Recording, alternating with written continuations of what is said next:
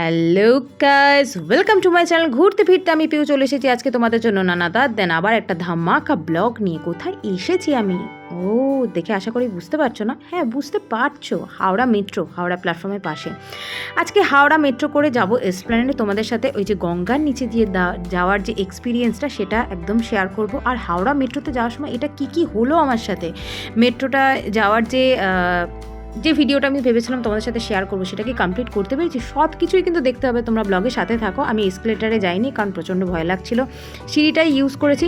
সিঁড়িটা guys use করেছি বলে এই যে চারিদিকে আর্টের ছোঁয়া সেগুলো তোমাদের সাথে ক্যাপচার করতে পেরেছি। দেখো আমি ঘুরে দেখাবো মেট্রোটাকে, হাওড়া মেট্রোটাকে কি সুন্দরভাবে সাজানো হয়েছে। চতুর্দিকে কলকাতার বিভিন্ন পুরাতন ঐতিহ্যময় জিনিসগুলোকে পেন্টিংয়ের সাহায্যে তুলে ধরা হয়েছে। ভীষণ কালারফুল কিন্তু ভেতরে প্লেসটা। পাশেই দেখতে পাচ্ছ এসকেলেটার রয়েছে। আমি সিঁড়ি দিয়ে আস্তে আস্তে নামছি। খুব ভয় লাগে আমার এসকেলেটার দেখলে, মনে হয় খালি পড়ে যাব, পাটা স্লিপ করে যাবে, ওই জন্য না। আর আমি যেহেতু একা আজকে সোলো শ্যুট করছি তাই একদম রিস্ক নিচ্ছি না। যদি পড়ে যাই পুরোটাই একদম ঘেটে হয়ে যাবে গাইস। আর এই ভিতরটা সাজানোটা কিন্তু আমার খুব সুন্দর লেগেছে। এই যে কলকাতার হলুদ ট্যাক্সি, পুরনো ট্রাম, এই যে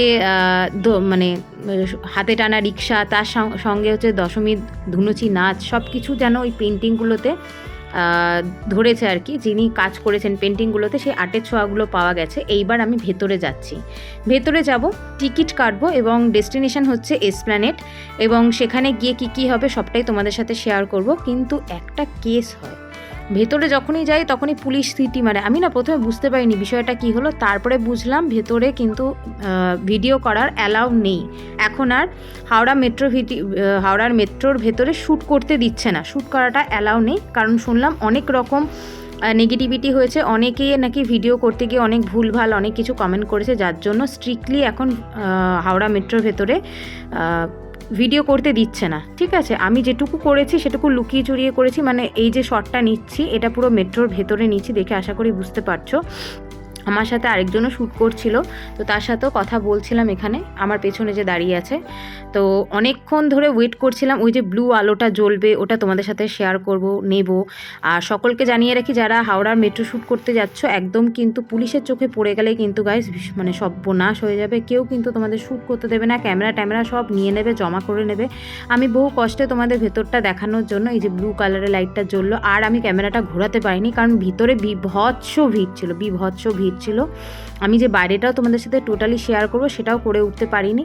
তার কারণ হচ্ছে পুলিশ সবসময় ঘুরছিল, এদিক ওদিক তাকাচ্ছিল আর নোটিস করছিল কেউ ভিডিও নিচ্ছে কিনা।